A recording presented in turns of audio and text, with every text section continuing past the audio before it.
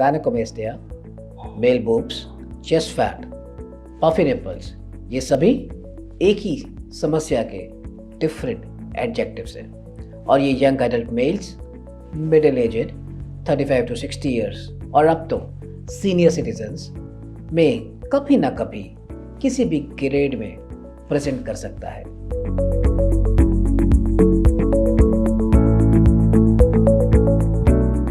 नमस्कार, मैं doctor Ashish Khare, senior consultant plastic surgeon, कलोसा कॉस्मेटिक्स, और आज हम गायनेकोमेस्टिया सर्जरी और उसकी रिकवरी के बारे में बात करेंगे।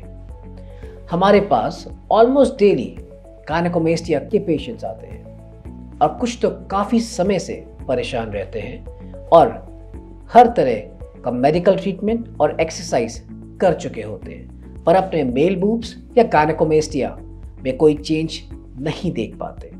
और ये एक मेजर कारण है गायनेकोमेस्टिया डिप्रेशन का।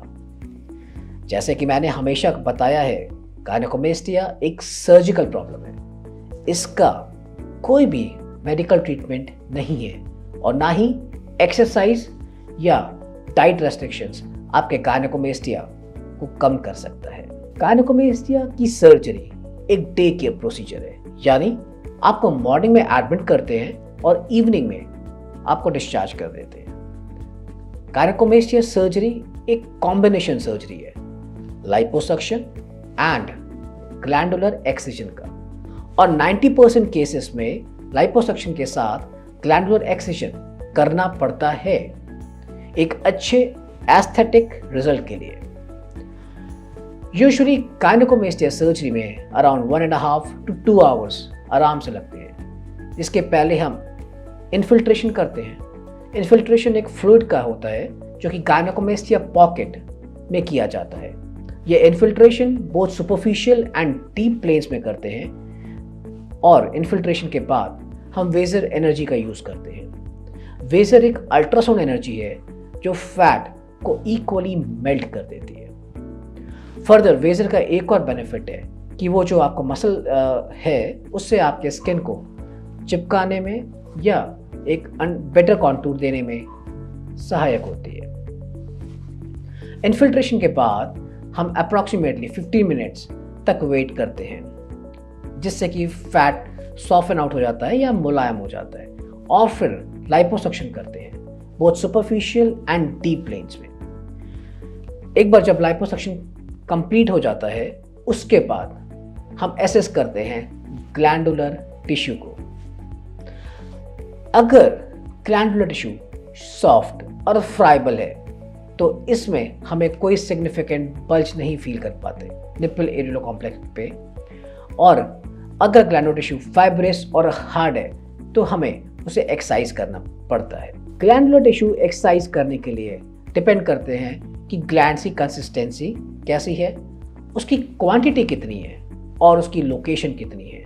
After assessing the consistency, quantity and location of the glandular tissue, हम डिसाइड करते हैं कि इंसेशन क्या होना चाहिए ग्लैंड्स को एक्सरसाइज करने का।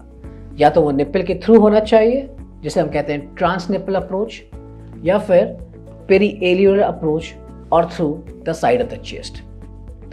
एक अच्छे एस्थेटिक रिजल्ट के लिए गायनेकोमेस्टिया पॉकेट से फैट पूरी तरह से सक्शन होना चाहिए और ग्लैंड फुली एक्सरसाइज होना चाहिए।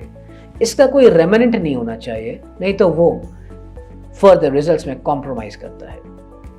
अगर सर्जरी लोकल एनेस्थीसिया में की गई है तो usually half an hour to 1 hour post surgery हम आपको डिस्चार्ज कर सकते हैं, पर अगर सर्जरी जनरल एनेस्थीसिया में की गई है तो 4 to 6 आवर्स रिकवरी में स्टे करने के बाद हम आपको उसी दिन इवनिंग में डिस्चार्ज कर सकते हैं। अब बात करते हैं रिकवरी की।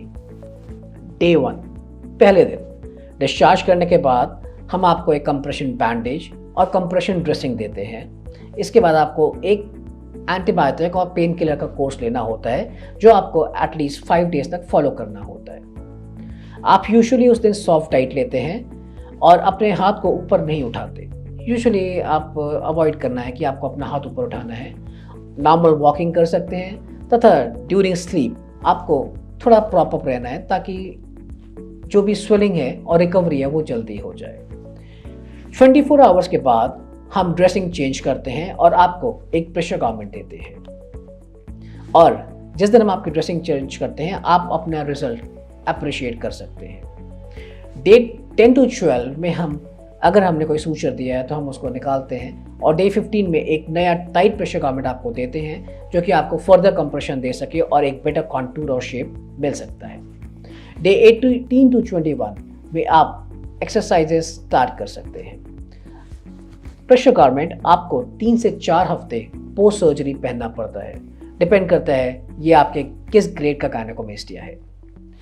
अंत में कहना चाहूँगा कि गायनेकोमेस्टिया एक बहुत ही कॉमन समस्या है पुरुषों में, तथा इससे हताश या निराश होने की ज़रूरत नहीं है। इसका इलाज एक सामान्य सी सर्जरी है जो आपको एक बेटर चेस्ट शेप दे सकती है, और liposuction is an integral part of the gynecomastia surgery.